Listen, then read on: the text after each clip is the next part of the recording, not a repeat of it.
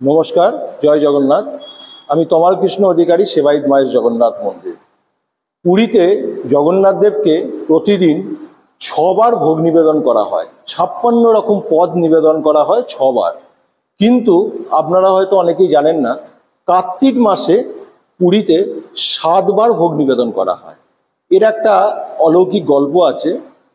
ব্যাপারটা হচ্ছে, জগন্নাথ দেবকে ডেলি ভোগ নিবেদন করার পর ওখানকার যে রাজা ইন্দ্রদ্যুম্ন আছেন, ওনার কাছে ভোগ যায়। উনি দুপুরে সেবা করেন।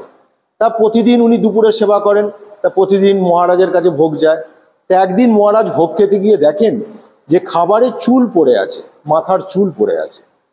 তা উনি খুব রেগে যান রাজা, যে মাথার চুল মানে পাণ্ডারা ভালোভাবে জগন্নাথ দেবকে সেবা পূজা করছেন না, অপবিত্রভাবে এখানে সমস্ত কিছু করছেন। তখন সমস্ত পাণ্ডাদের উনি ডেকে পাঠান, যে বলে যে এখানে মাথার চুল, তোমরা ঠিকমতো ঠাকুরকে সেবা পূজা করছো না। তখন হঠাৎ ওখানকার মধ্যে একজন পাণ্ডা বলে ওঠেন যে এটা তো ঠাকুরের চুল। তার রাজা তখন হাসতে থাকেন, বলে ঠিক আছে, আমি কাল মন্দিরে যাব, আমি মন্দিরে গিয়ে দেখব এটা ঠাকুরের চুল কিনা।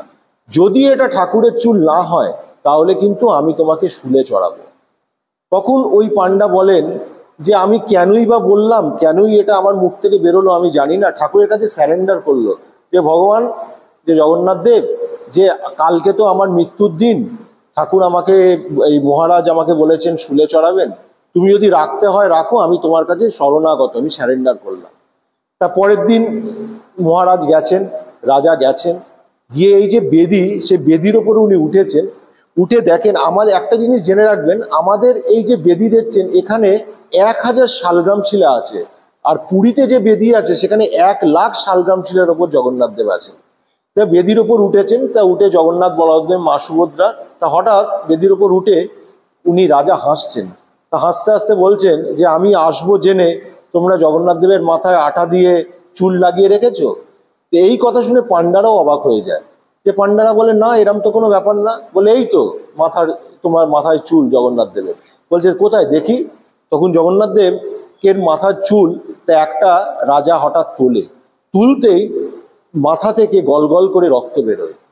এই যে দেখে রাজা ইন্দ্রদ্যুম্ন অবাক হয়ে যায় এবং তার পায়ে এসে পড়ে জগন্নাথ দেবের, যে আমার খুব ভুল হয়ে গেছে, পাণ্ডারা যেমনই ভাবে আপনাকে সেবা করুক আমরা সব মেনে নেব। কারণ উনি হচ্ছেন ভক্তের ভগবান। উনি যে কোনো ভক্তের যা যদি কিছুভাবে ডাকে, মন দিয়ে যদি ডাকে, উনি সাড়া দেন। এইভাবে সমস্ত পাণ্ডাদের উনি উদ্ধার করেছিলেন। তখন রাজা ইন্দ্রদ্যুম্ন বলেন যে সেটা কার্তিক মাস ছিল, যে আমি এই মাসে তোমাকে একটা পদ বেশি দেব, 7বার, তোমার 6বার ভোগ হবে, এটা এই মাসে তোমার 7বার ভোগ নিবেদন হবে। সেই জন্য কার্তিক মাসে 7বার ভোগ নিবেদন করা হয়। এবারে তাও বলেছিলেন যে রাজা ইন্দ্রদ্যুম্ন, যে আপনার হাতের জল শুকোবে না, আপনি খাবেন, এমনভাবে আমরা ভোগ নিবেদন করব যাতে হাতের জল আপনি আঁচাবেন, আবার আপনার কাছে ভোগ চলে আসবে। এইভাবে জগন্নাথ দেবের ডেলি পূজা আর্চা করা হয়।